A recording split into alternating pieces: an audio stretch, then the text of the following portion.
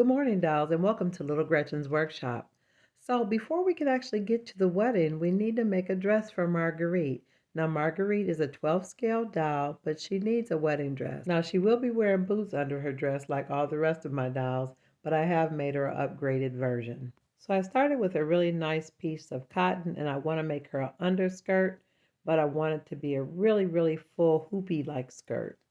At one point, I thought I was going to make her dress have a really long train, but then I changed my mind. Now, I cut a front and back to the skirt, and I cut the waistline kind of in a C shape so that the skirt will flare out, and I kind of angled the sides of the skirt so it will be really full when I gather it together.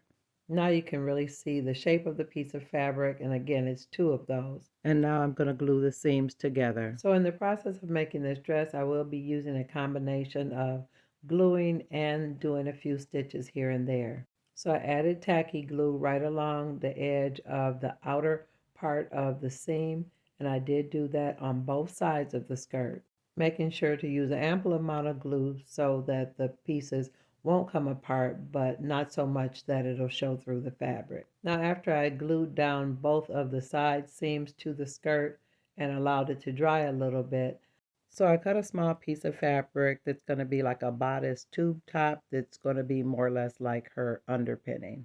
Now, after I had the concept for the underpinning together, I started to work on the lace. Now, I originally created Marguerite's body with the white cotton medical gauze, but I did rewrap her with the brown gauze, which is going to allow me to do a sheer sleeve and neckline for her dress. Now Marguerite is covered. I made her some simple bloomers, and now I am creating the lace for the bodice part of her dress. Now from this angle you can see I stitched on some bell-shaped lace sleeves to the bottom of her arm, and now I'm using a second piece of lace to create a full puffed mutton part to the sleeve. Now from this angle you can see I'm gathering it around the elbow part, and I'm also going to gather it up toward the shoulder as well. Now that both of her sleeves are done, I can go on and work on the skirt, and you can see I kind of have the bodice part wrapped around her to get a feel to make sure it comes to hit her body in the right place. Now I did realize that the skirt was too long. It was already closed around the seams, but it's not a problem. I turned it inside out so I'll get a really nice straight cut, and I just trimmed off the top where the waistline was to make it just a little bit shorter. Now I'm doing a quick measurement up to her waistline to see where it's going to hit, and I feel like it's going to be a good length. So now it's time for me to go ahead and start gathering that waist. I'm just doing a simple straight stitch all the way around, and you see how nice and full it made the skirt. Dolls, I'm really getting excited because at this point it's really starting to look like a wedding dress. Now that I have the waist all gathered, I'm fitting it around her body and locking the stitch to make sure it stays in place. Now at this frame, I'm testing my lace to see where it hits the underskirt, and it looks really nice, but it's a little bit shorter, so I need something else to make it more fancy. So I'm going to go ahead and use this beautiful pearl trim and glue it right to the edge of the hem, and I'm going to glue it a little bit past it so it'll add a little bit of length to the dress. Not so much that it'll drag, but enough to make it a little bit longer so that it'll hang past the lace that's going to be her overskirt. And I really like the weight of this trim because it has a little body to it, so it helps the skirt stay down. So I'm finally to the fun part, which is adding the lace. This is my absolute favorite type of lace. I'm really excited because not only do I have it in cream, but one of you precious dolls actually gave it to me in white. And it's not gathered, it's straight. So I'm cutting off some of the lower sheer part of the embellishment so that I can use the top part to be the bodice part of Marguerite's dress. So this first piece is going to go up to her neckline so that I'll be able to give her a high neck, and then the other piece is going to be the decorative part of her dress that's going to be on top of this. It's maybe kind of hard to see from this angle, but you'll see what I mean in a moment. So here I am trimming the second part of the lace to be the decorative part to go over the first part. Now in this frame, I'm adding the tube top as the bodice of the dress on top of the underskirt. Now I am gluing it closed in the back. And now that the tube top part is on, I can go ahead and attach the lace to the top. Now with this part, I laid the tube top right on top of the skirt, and now I'm going to sew the lace portion on top of the cotton part, and I'm really cinching the waist with the stitches. Now you can kind of see the sheer overlay on top of the cotton. Now in this next frame, I'm sizing the part that's to be sort of like the sweetheart neckline on top of the sheer piece. Now I have to kind of shape it around her body and under her arms so that it'll fit neatly. So you have to be very careful how you place it so that it'll look even. So I ended up making the little piece a little bit smaller and just cutting a second piece to be down toward her waistline. And I'm adding a little bit of glue because I'm not going to stitch this part. I'm just going to place it right at her waistline to give it more shape and definition. Now I definitely had to press the lace into the glue, but after it set, it looked really nice, and I thought she looked really beautiful even at this point. Now that her dress was almost complete, I started to think about her veil. I have this beautiful crown, which is actually a ring given to me by my friend Carol. And let's not forget the beautiful brooch from Jolene. So while Marguerite is getting her hair done and putting on her jewelry and veil, we need to set up the parlor for the actual ceremony. The men have cleared out all the furniture, so I guess I'll go ahead and move the fireplace. That's the really cool thing about having a dollhouse. Fantasy and reality clash sometimes, and the fireplace just takes up too much room. So instead of allowing things to be awkward and cumbersome, I'm just going to remove the fireplace. Without the fireplace, the chimney breast, and all the furniture, I almost forgot what my floor looked like. So there's the altar table. I'm going to place it. And then here's our archway with the flowers. Okay, and we're definitely going to need the harp over here. Now, for those who are new to the channel or they're just coming in on this part of the story, I'm setting up the parlor for the doll's wedding. They're having a very modest wedding ceremony in the parlor of the rooming house. They've pulled chairs from every room in the house and actually pulled some chairs out of the attic.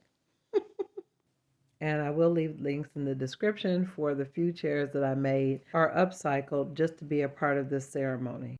So I'm trying to arrange the chairs in a way that it will be most sparing of the space for Marguerite to walk through with her big skirt and comfortable enough for the special guests and enough room for Sadi and his best men to stand, the minister to come in, the flower girls, and all of that. So that's what I'm doing, and I'm trying to leave standing room for the dolls whose legs don't bend. Thanks, Donna. That corner chair sure did come in handy. Now the chairs and everything are set up, and I know the doors open freely so Marguerite and her dad can walk through with her big skirt. Let me show you the dining room. So here is the punch and wine table. Some of the glasses of wine have already been poured. Everything is ready to go. I think that looks really nice. And here's the gift table. So many beautiful gifts that have already been delivered to the rooming house. And there's one box so big they couldn't even put it on the table. It was delivered early this morning from Sadi's Aunt Zelma. He hasn't seen her since he was a child. It's really going to be a big surprise to see such a large box from her. And look at this table. Now, Sadi and Marguerite are not having a sit-down reception. It's more of what you call a strolling reception. So there are lots of cold salads and bite-sized treats. So let me show you a full view of the whole dining area where the cake and everything is. So here's a kind of side view of the cake table with the extra cake and the bouquet that's to be thrown to the next bride at the reception. Shout out to Kat at Midbell Minis for making the beautiful bouquet for Marguerite. And the 2 flower girl baskets are waiting as well. So here's one last glance at the dining room or the reception area. And one last glance at this beautiful buffet reception table. It's about an hour and a half before the wedding starts, and you can already hear the hustle and bustle all throughout the rooming house. Marguerite, her grandmother, her mom, and her little sister are up in the room waiting for Aunt Janie to do her hair. Aunt Janie makes lotions, potions, perfumes, and pomade. Not only is she the community midwife, but she's also the go-to person for medicine and hair care. This was a very precious moment as her grandmother, Miss Maisie, admired her for one last time, her precious baby, as a single woman. The next time she'd see her, she'd be all grown up and married. After Marva, Miss Maisie, and little Mabel left, Aunt Janie went to work on Marguerite's hairstyle for the wedding. Within about 45 minutes, the rooming house parlor was full. It was standing room only. All the special guests were seated. Everybody was clustered around. Marguerite and Sadi's big day had finally arrived after all the ups and downs of the courtship and the family disputes and the misunderstandings. It was so lovely to see all the other married couples and the other courting couples all together to watch this beautiful event. Everyone was waiting, but the minister hadn't arrived yet. The mood of the room was so joyous. Everybody was laughing, talking, and giggling in really hushed tones, waiting to hear the music start. All the ladies were looking lovely in their hats. The altar table was all set up really nice. Grandpa was on standby trying to keep the boys in order in the corner. And they had given little Winter a chair next to the harp because she had been taking lessons for the last 4 years. So everything was in place except a couple arrangements had to be made because the piano teacher was due to play the piano, but she was having problems bending her legs.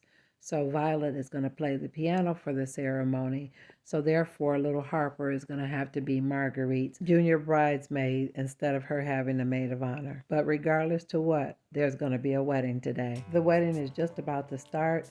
Marguerite's father, Sterling 12, is waiting in the back hall. So is his cousin Zaire, who's his best man, and the little ring bearer. When they handed the ring bearer the box, he ran and handed it to Miss Maisie. That was not the plan, but we're going to keep things moving.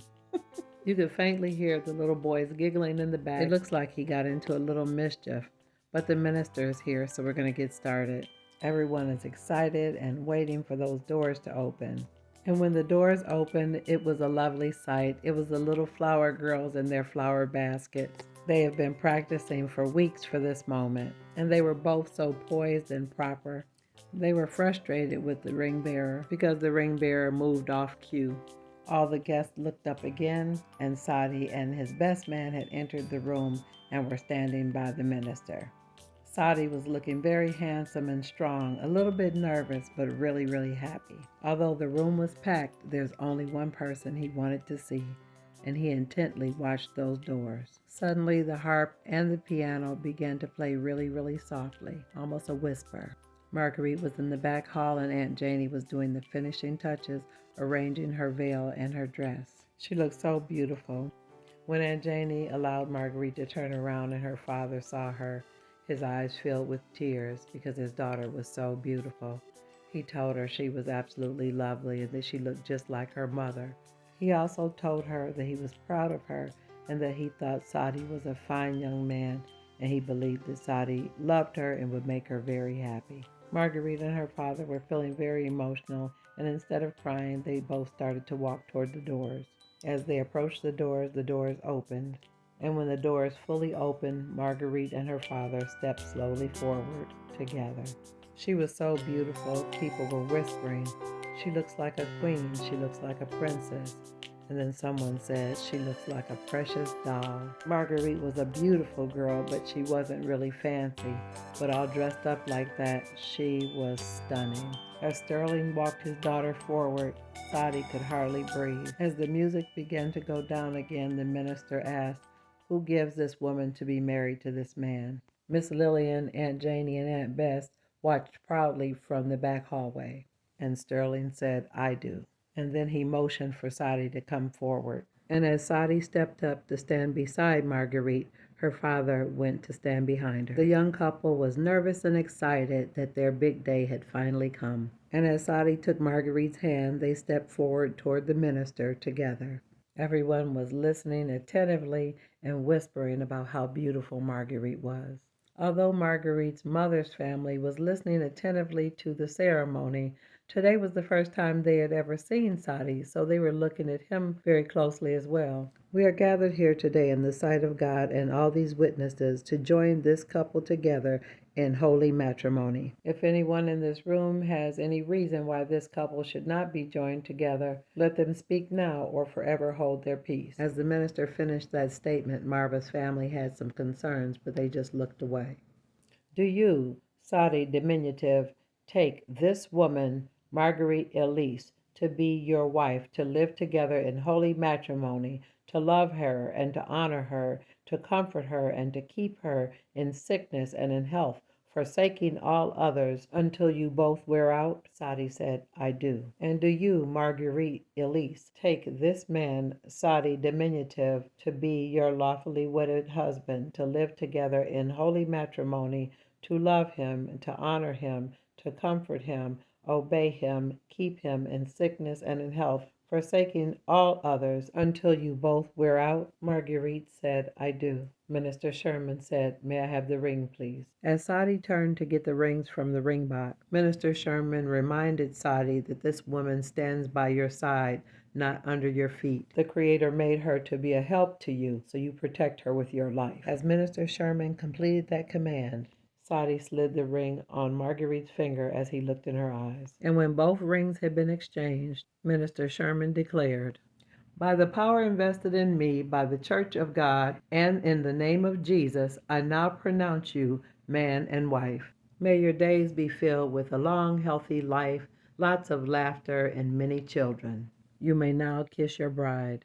And when Sadi was given the okay, he kissed her indeed. After a while, Minister Sherman had to tap Sadi on the shoulder to remind him that they still had to light the unity candle. When Sadi released Marguerite, they just stared at each other for a moment again. Barbara's family was quite offended by the display of passionate affection. Just then, Marguerite and Sadi stepped forward to the altar table and used their individual candles to light the one candle in the middle and blow out their individual candles to signify that their individual lives were over, that today they start to live one new life together. In this brief moment, it seemed like the whole world was standing still, and then suddenly the music began to play again.